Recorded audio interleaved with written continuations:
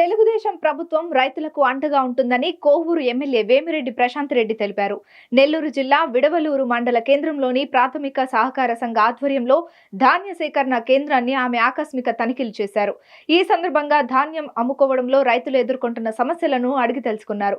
ప్రభుత్వం ప్రకటించిన కనీస గిట్టుబాటు ధరగా 19,720 రూపాయలు అందుతున్నాయా లేదా అని వివరాలను అడిగి తెలుసుకున్నారు. పెద్ద రైతుల నుంచి ధాన్య సేకరణకు మొగ్గు చూపుతున్న అధికారులు చిన్న సన్నకారు రైతులను పట్టించుకోవడం లేదన్న రైతుల ఆవేదనపై స్పందించారు. ధాన్యం సేకరణలో రైతుల పట్ల ఎటువంటి వివక్ష చూపవద్దని అధికారులను ఆదేశించారు.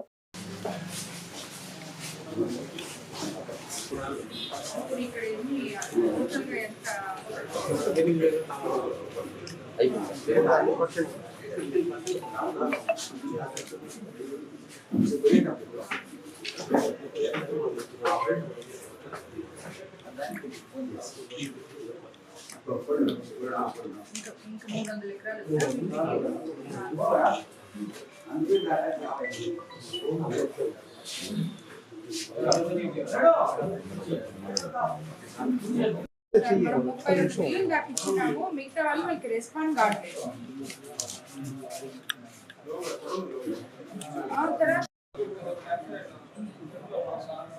కాబట్టి మీరు కొంచెం ఇనిషియేటివ్ తీసుకోవాలి సార్. మాకు ఇంకొక వారం రోజులు ఈ బీపీటీలు అంతా వచ్చేదానికి మాకు టైం పడుతుంది.